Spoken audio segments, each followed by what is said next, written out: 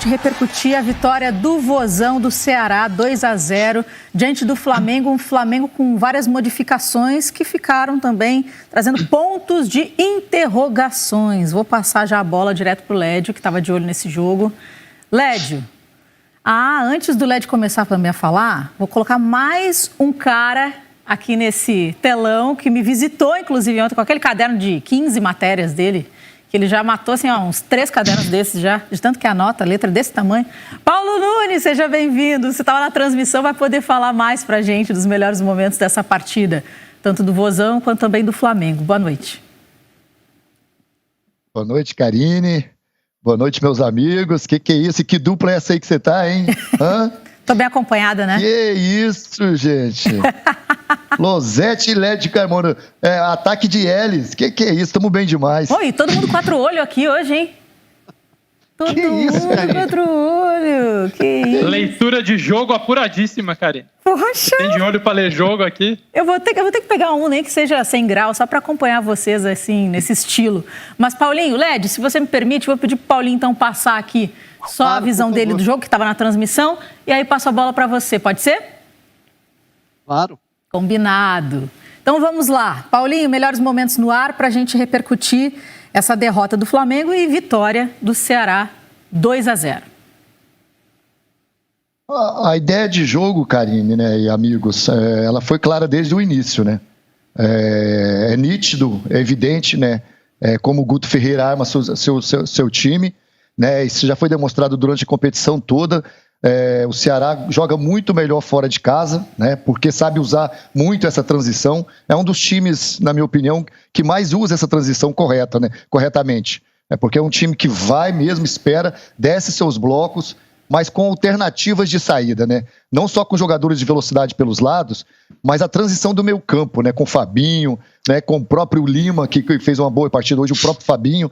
E o Flamengo, no primeiro tempo, um time muito apático, né? Um time com pouca movimentação, tentando muito por dentro, como essa jogada aí do Arrascaeta e do Pedro, né? E a forte defesa do Ceará não deu espaços para essa jogada por dentro, né? Marcou muito, o Ceará desceu as suas 2 linhas, né? O Flamengo com pouca movimentação, pouca intensidade, né? Não fazendo a marcação-pressão pós-perda de bola.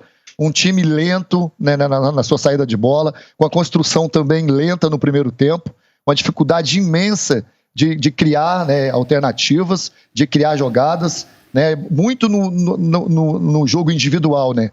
Eu estou vendo o Flamengo no seu lado ofensivo, muito no jogo intuitivo do atleta. E olha que eu sou muito fã de quando se usa o jogo intuitivo, mas não sempre. E no Flamengo, para piorar um pouco, né, os jogadores que poderiam fazer essa jogada intuitiva, essa jogada individual, não estão bem, né? O Everton Ribeiro muito abaixo hoje, né, do seu rendimento. Né, o próprio Bruno Henrique também, todas as jogadas que ele tentou diretamente contra o Thiago ganhou praticamente todas, né, o Pedro também se movimentando muito pouco. Então o Flamengo muito apático no primeiro tempo. No segundo tempo mudou muito, né? A entrada do Diego foi importantíssimo. O Diego entrou com o astral elevado, né, com intensidade, mudou o ritmo do segundo tempo. O Ceará recuou demais, né? Esperou demais o Flamengo. O Flamengo cresceu em volume de jogo, mas na qualidade, né, do futebol continuou abaixo ainda. Lédio, agora eu quero escutar você. Rogério Ceni fez essas modificações e, na tua opinião, ele que tantas vezes jogou contra o Ceará, né? Conhecia muito bem o Ceará por treinar o Fortaleza e enfrentar o Ceará justamente em clássicos com o Fortaleza. O que aconteceu com esse Flamengo? E foi mais mérito do Ceará, obviamente, essa vitória?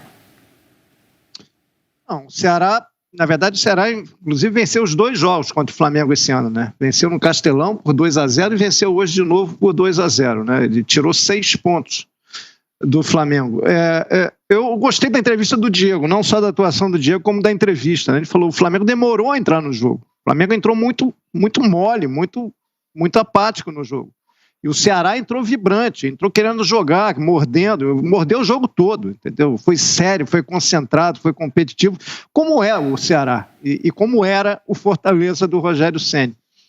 E o Flamengo demorou a entender isso. Quando entendeu, já estava 1-0, com esse golaço do Vina. E assim mesmo, o Flamengo, por mais que tentasse entrar no jogo no primeiro tempo, o primeiro tempo foi melhor para o Ceará. Quando veio o segundo tempo, o Flamengo aí voltou com um pouco mais com a cara do time que deu tanta alegria ao torcedor. Mais agressivo, marcando mais a saída de bola do adversário, forçando o erro, tentando imprensar o Ceará dentro do seu próprio campo. E até o Flamengo conseguiu construir isso. Finalizou 20 vezes no jogo, 21 vezes. Foi uma boa média, é uma média muito razoável. Agora, não conseguiu, é muito cruzamento ainda, de qualquer maneira, para o meio da área. O time parece buscar sempre uma jogada individual para tentar resolver a questão. O jogo coletivo está um pouco de lado no Flamengo, né? É um Flamengo que ainda é melhor que o adversário, como foi no segundo tempo, mas não consegue decidir, não consegue ser letal, não consegue ser mortífero como era, entendeu? Até o meio do ano passado, até o meio de 2020, né? Até, vamos dizer, já com uma certa benevolência até o final do Campeonato Estadual, quando ele já não foi tão superior assim diante do Fluminense.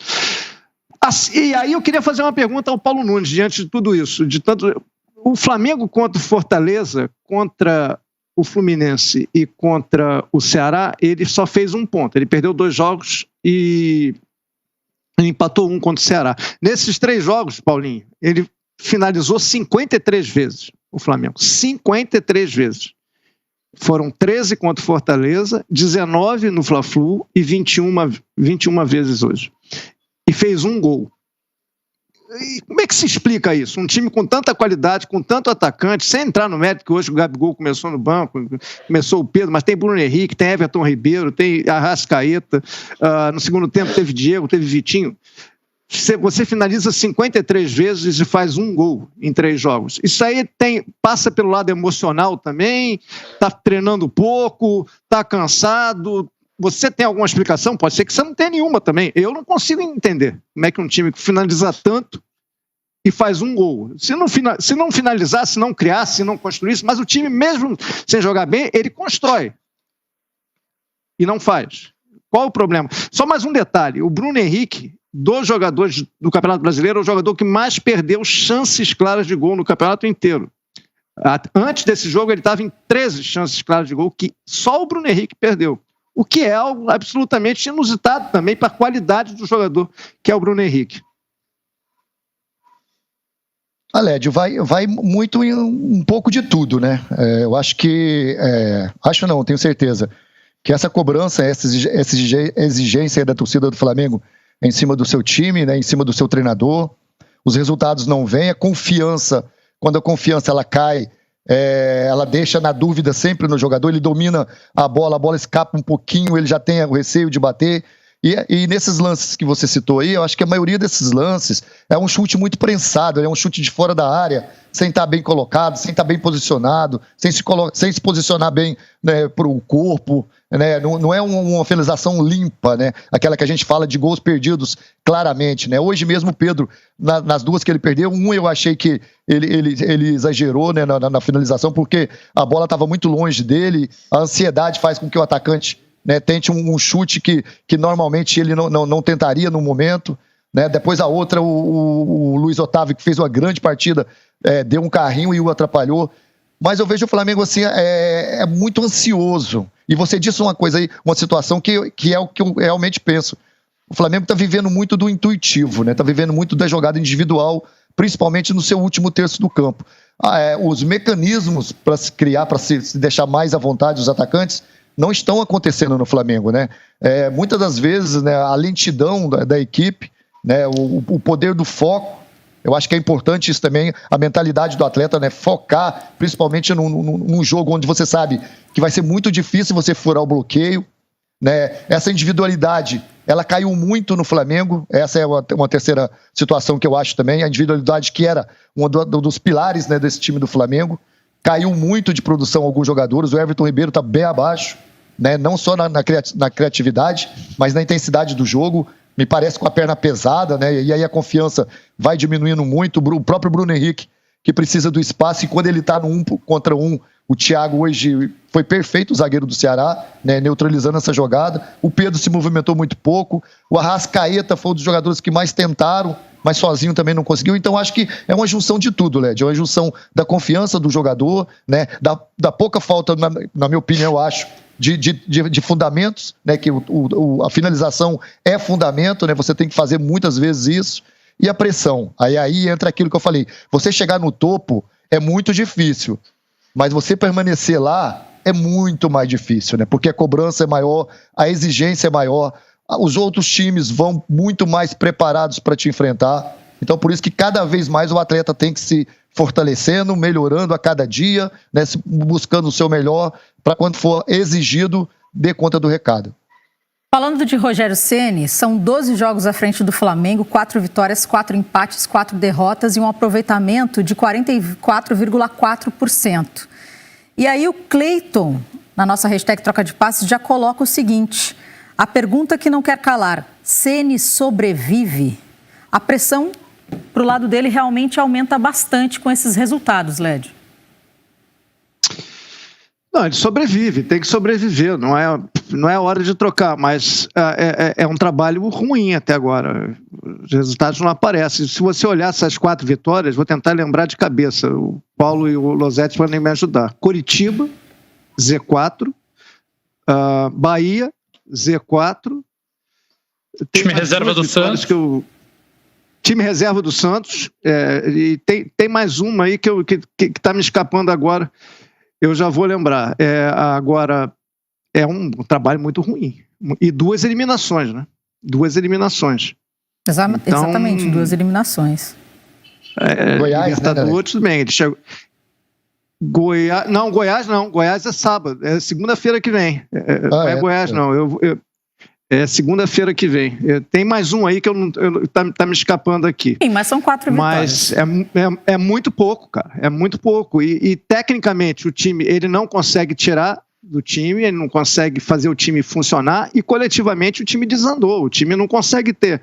A gente não tem que pegar o parâmetro do Flamengo do Jorge Jesus. Aquilo foi uma coisa de absoluta exceção. Aquilo era um time imortal. Não vai ter mais, entendeu? Aquilo foi uma coisa mágica que o torcedor do Flamengo e o Flamengo viveu, foi espetacular. Mas o Flamengo precisa jogar mais. Usar o parâmetro do Jorge Jesus, nesse momento, eu acho até covardia. Agora, esse time é muito bom, é um time excelente. Mesmo sem jogar um grande jogo, ele finaliza 21 vezes, ele consegue imprensar o Ceará, ele consegue fazer você olhar o jogo e esperar alguma coisa diferente. E esse algo diferente, esse algo a mais é que o Flamengo não está entregando. O Flamengo pode ser campeão brasileiro? Eu acho que tem plenas chances. O campeonato está aberto e o Flamengo é um dos 6 com possibilidades. Eu acho uma besteira você descartar o Flamengo, porque o Flamengo teve essa sequência negativa. Todo o potencial que o Flamengo pode apresentar. Agora, que o trabalho é ruim, você joga 12 jogos, você ganha 1/3 dos jogos contra times mais fracos, Bahia, Curitiba, Santos B, é muito pouco. Botafogo, Led. É muito pouco. Rogério, Botafogo, eu estava achando que o Botafogo ainda era com Dome. Foi Botafogo com muita dificuldade, faltando 10 minutos, gol do Everton Ribeiro. Exatamente, Botafogo. Então foram 3 vitórias contra o time do Z4 e a única vitória contra o time que fora do Z4 foi contra o Santos B.